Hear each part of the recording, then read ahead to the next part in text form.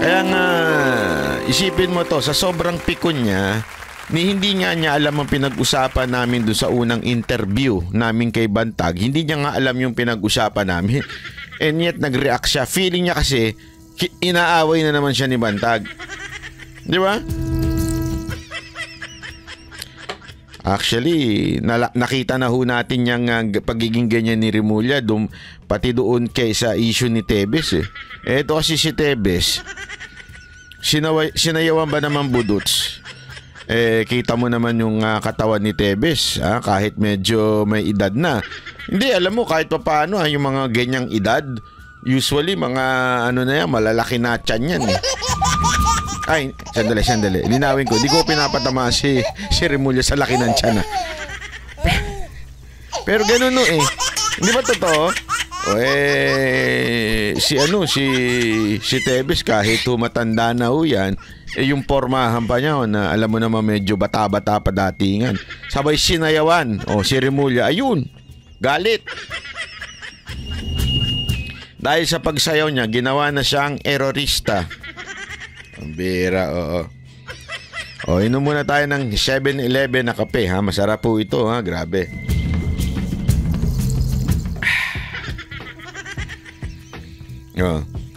Kaya nga, itong papakita ko lamang ho sa inyo kung ano ang matinding pagbabagong ginawa ng administrasyon na to. Hindi, alam mo, sabi nila, di ba? Sabi nila, eto kasi may mga nakakausap tayo. Banat bay? Lalo na dito sa Osaka, dami pa namang mga actually, daming iskonyan dito, ha? At saka marami ring nabudol.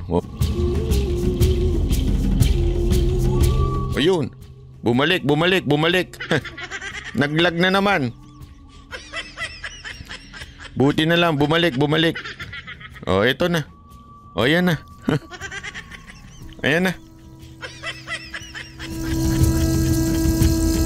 Mukhang may multo dito, ha.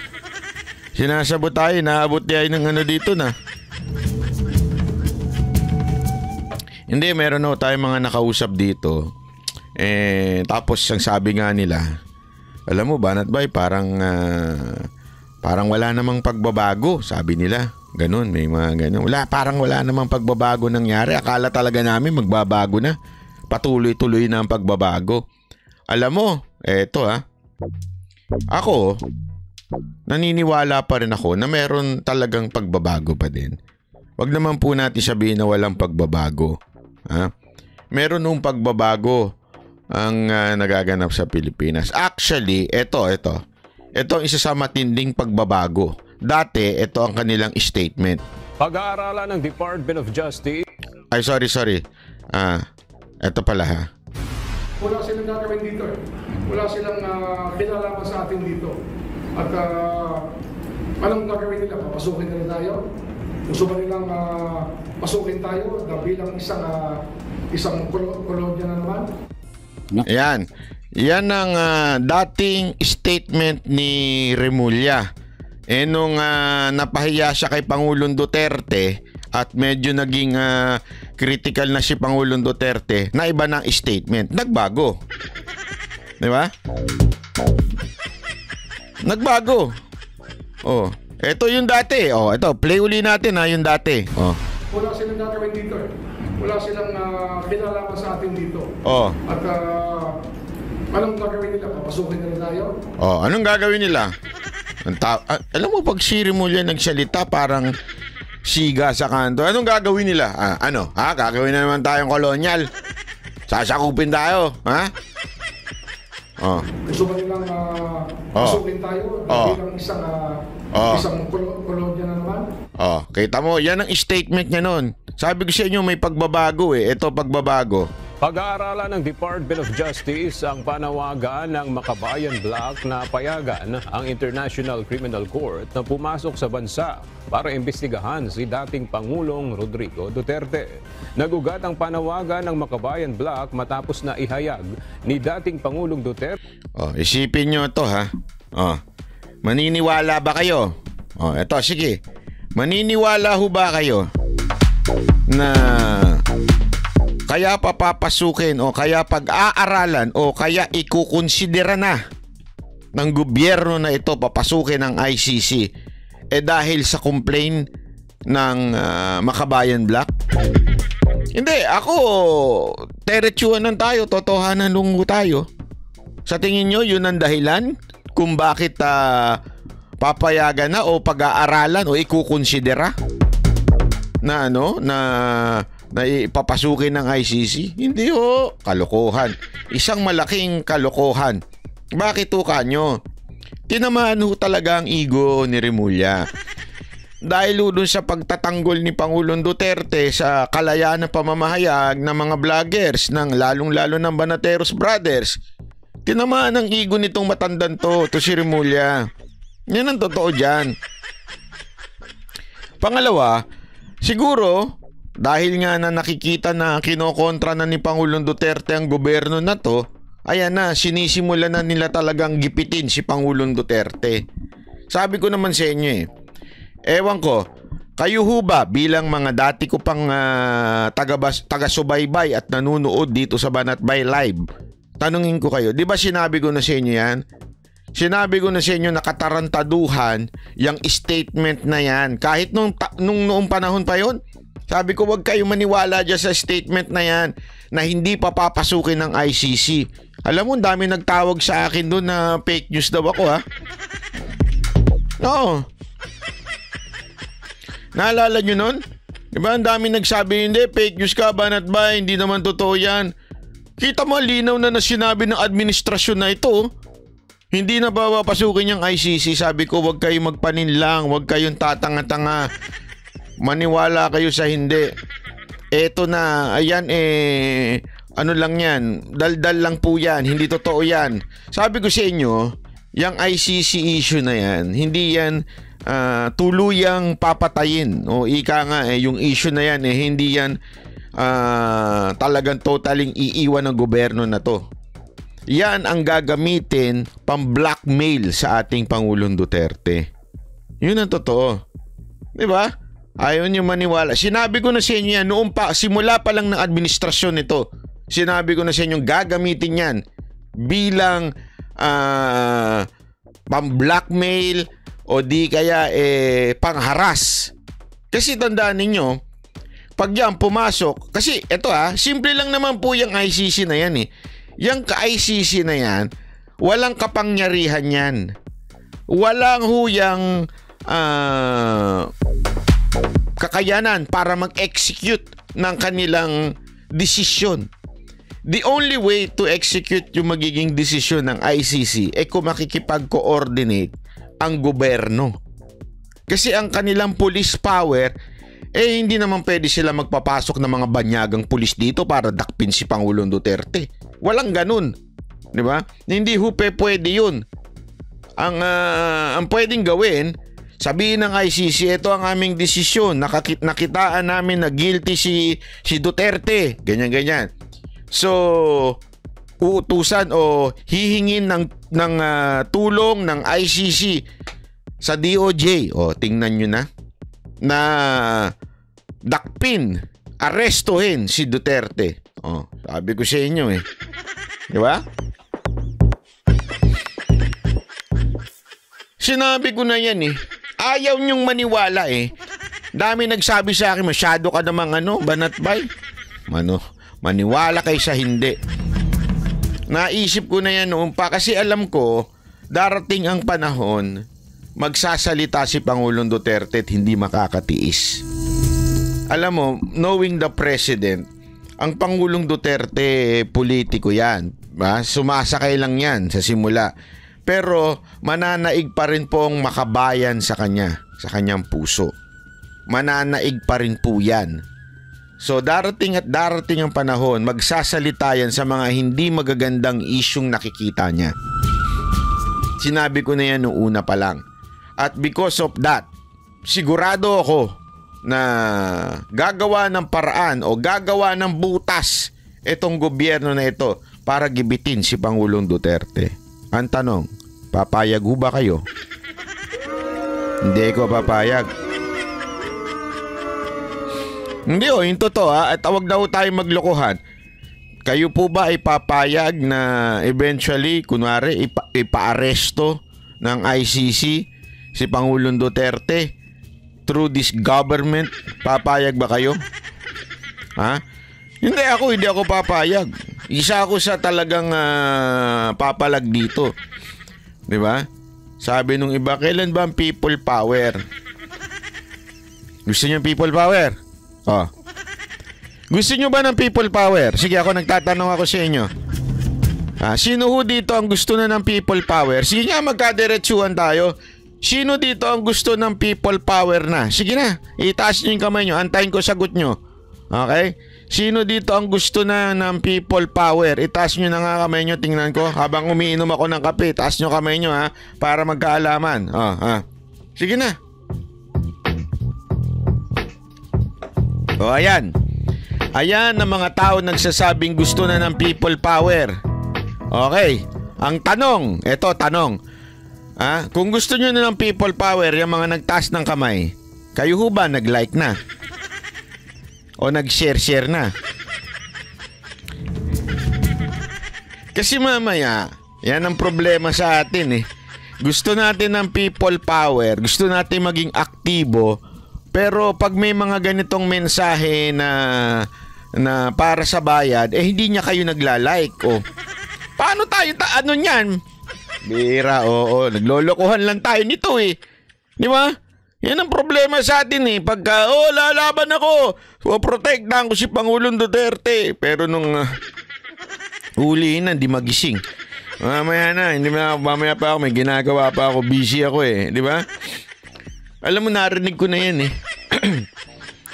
Narinig ko na yung mga nakarang yung mga sabi nila, papalag kami, lalaban kami para sa bayan. Tas nagtawag the suporta na rally. Nung panahon ni Pangulong Duterte, may mga ganun Nagtawag ng rally para suportahan si Pangulong Duterte. Hindi naman nagpunta. Ngayon lang. Gusto ko nang tanungin. Sige nga, kayo ba gusto nyo ng people power? Kung gusto nyo ng people power, simulan sa social media. 'Di ba? Paano magkakaroon ng people power kung dito man lang sa social media, wala man lang mag-like, wala man lang mag-share ng mga ganitong video? Hindi, naglolokohan tayo. Hindi, yun ang totoo dyan Hindi ako walang biro yan. Hindi dahil sa gusto ko lang ma-share itong video. Hindi dahil sa gusto kong magkaroon lang ng viewers dito. Hindi ho yun. Ang aking punto dito, kung gusto nyo maging active in spreading the advocacy of this channel and the advocacy of PRRD, bakit ayaw natin? Simpleng bagay, mag-share, mag-like, ayaw natin gawin. Tinatamad tayo. Tamad ako, ginagawa ko banat ba Tapos gusto nyo mag-people power. Di ba? Ganun lang kasimple. Social media is the key. Yan ang talagang tunay na people power. Tandaan ninyo. Eto makinigo kayo Makinigo kayo. Si Pangulong Duterte, naniwala talaga ako na nanalo siya because of social media. Ako naniniwala ako doon. Hindi ako papayag na Kaya nga, kung gusto ninyong ipagtanggol si Pangulong Duterte at ilaban sa mga katulad ni Remulla, ibig sabihin labanan yung mga panggigipit ng administrasyon na to, lalong-lalo na si Remulla at itong mga congressman ni Romualdez, dapat mag-share kayo ng mga video na magbubulat ng mga mata ng ating mga kababayan. Ito ang the best niyan. Bakit kanyo? Kasi nga po, kahit nasa ibang bansa kayo, may magagawa kayo. Kasi hindi naman ako naniniwala na pag may mawari lang, ipapahuli na si Pangulong Duterte, iiwan nyo trabaho ninyo sa ibang bansa, tapos pupunta kayo ng Pilipinas, haharang kayo. Hindi ako maniniwala dyan. So bilang mga kababayan natin naninirahan sa ibang bayan, gawin nyo na sa social media. Yan ang inyong magiging matinding suporta. Ang pag-share sa social media. Di ba ho? Kasi kami, mga Banateros brothers at iba pang mga vloggers, pero particular kami mga Banateros brothers. Kami marami nga nagsasabi na bakit daw ang tapang-tapang namin. Alam nyo, yung tapang namin, wala yan. Totoo lang wala ho yan. Walang kwenta ang tapang namin kung hindi naman makakaabot sa ibang mga tao. Ano yun yung tapang namin? Di ba? Tapos di naman napapakinggan at napapanood ng mga ibang kababayan natin. Ano sense nun? Yung tapang na yun, baliwala yun. Kailangan yung tapang namin samahan ninyo ng tapang. Kasi ang social media, hindi ho yan yung parang telebisyon. Ang telebisyon, pag binuksan mo TV, kung ano yung nandun sa channel na yun na mapapanood mo. At iilan lang yun. Sa Pilipinas, dati nga, 3 lang ang talaga matindi dyan isipin nyo to sa telebisyon, 3 lang talaga matindi dyan.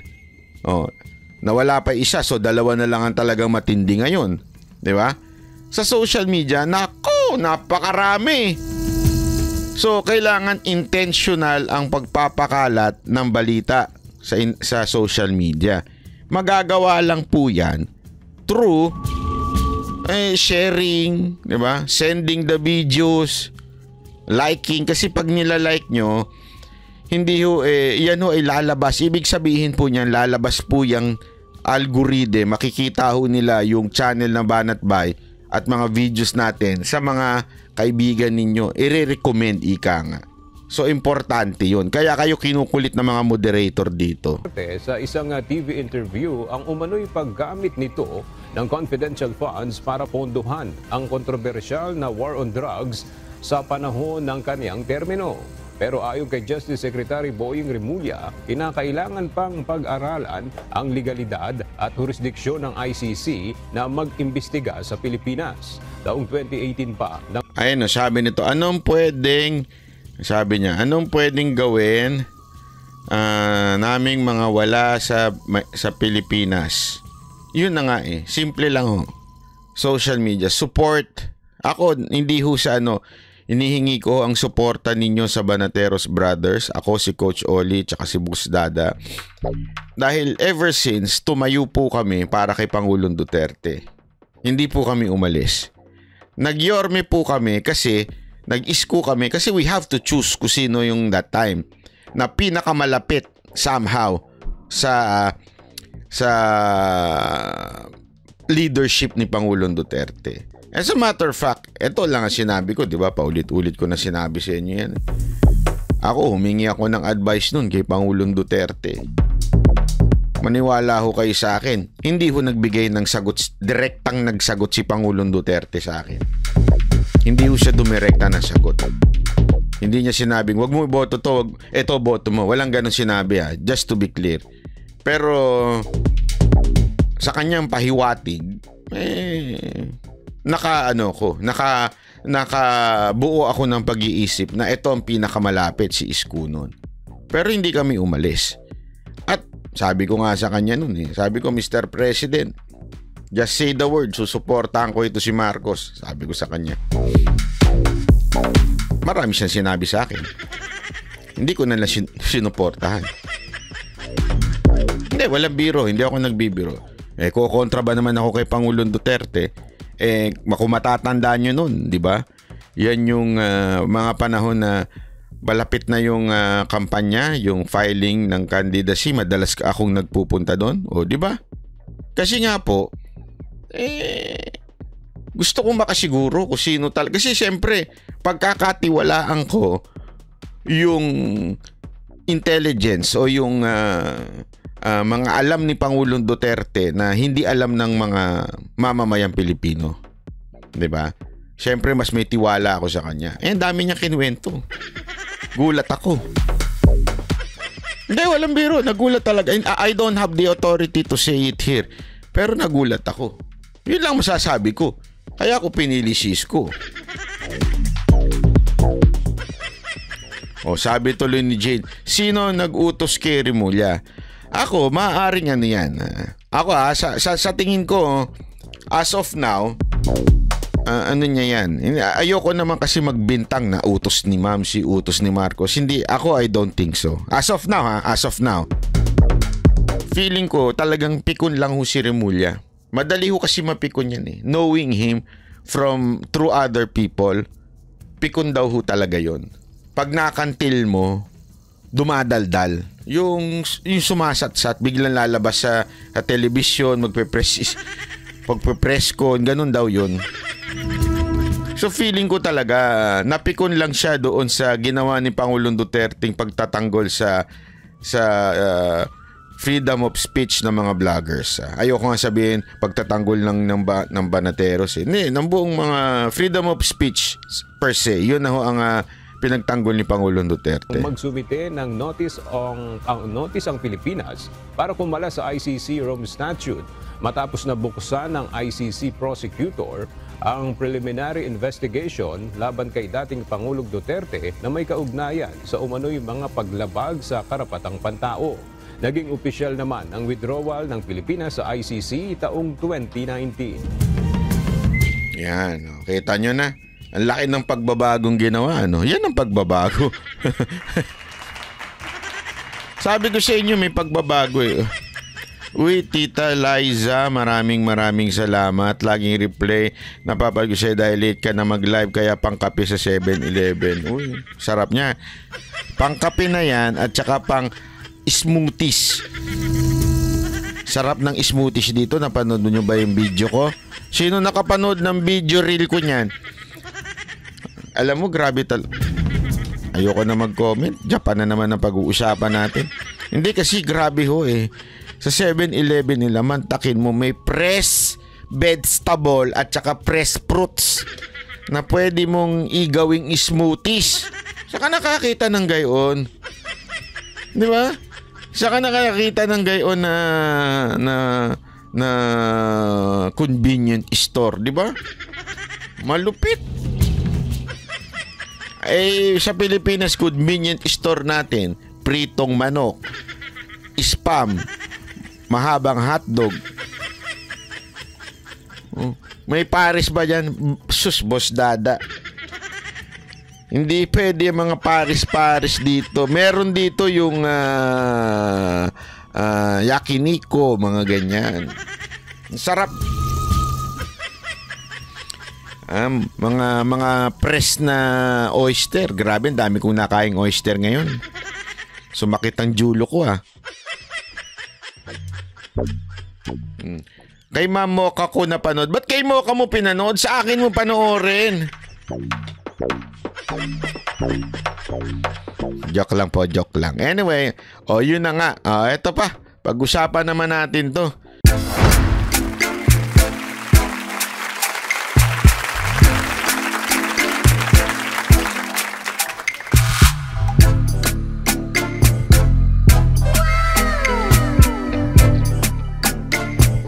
Performance will start momentarily.